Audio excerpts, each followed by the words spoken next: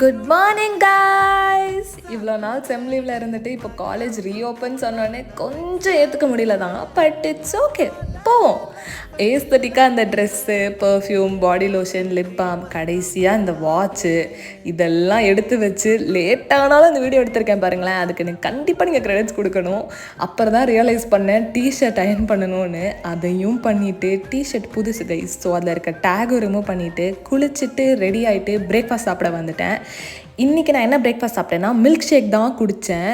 இதெல்லாம் முடிச்சுட்டு அதுக்கப்புறம் outfit of the day video எடுக்கணும்னு நினச்சேன், பட் லேட் ஆகிட்டேன் கைஸ், மறந்துட்டேன். அந்த பஸ்ஸை பிடிச்சி அதில் சீட்டும் கண்டுபிடிச்சிட்டு உட்காந்தாச்சு.